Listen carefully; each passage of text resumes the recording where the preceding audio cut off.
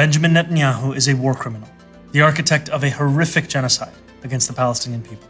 He is responsible for the killing of more than 73,000 people, for the maiming of tens of thousands of children as those who survive undergo amputation without anesthesia, for the targeting of neonatal hospitals and maternity care centers, denying newborns even the chance to live, for the countless people he starved as he blocked food and humanitarian aid from reaching them, for the gunning down of hundreds of aid workers and journalists.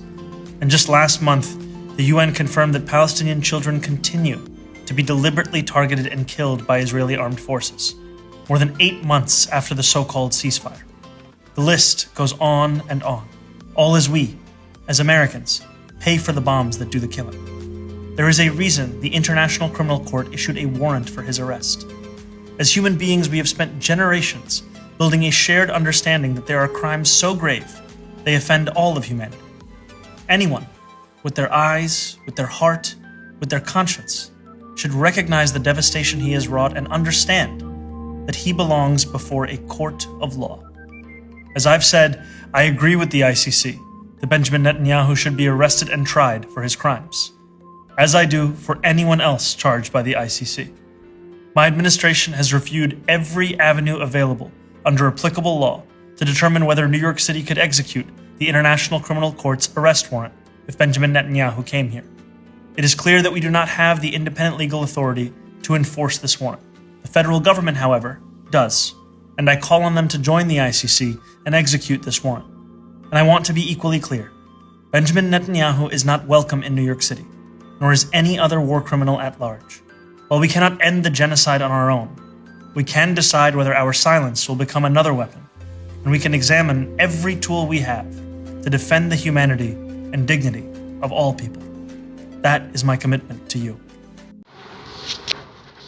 Zohran Mamdani calls Benjamin Netanyahu a war criminal.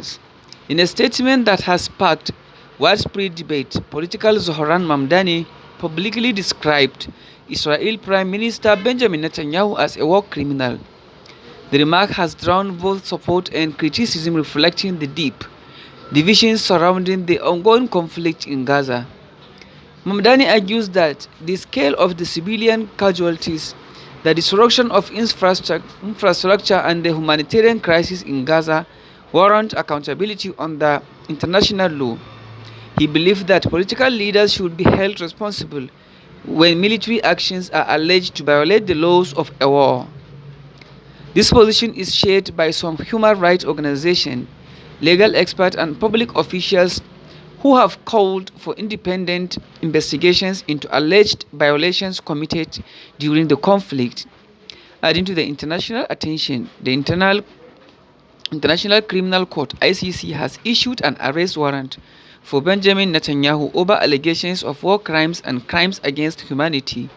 The ICC's decision represents allegations that are subjected to legal proceedings and does not constitute a final defamation or determination of a guilt.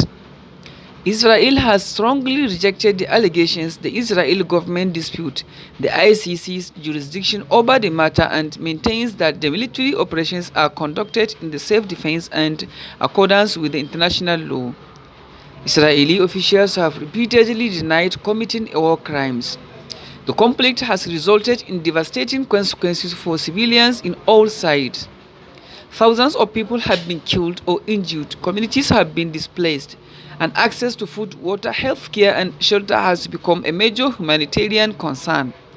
The violence has also intensified international calls for a ceasefire, humanitarian assistance, and lasting political solution.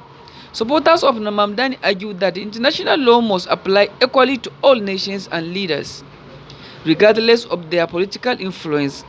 Critics, however, contend that his language is prejudicial and that legal responsibility should be determined only through the court after due process. As the legal and political debate continues, the question of humanity remains one of the most significant issues facing the international community, while political activities and government express different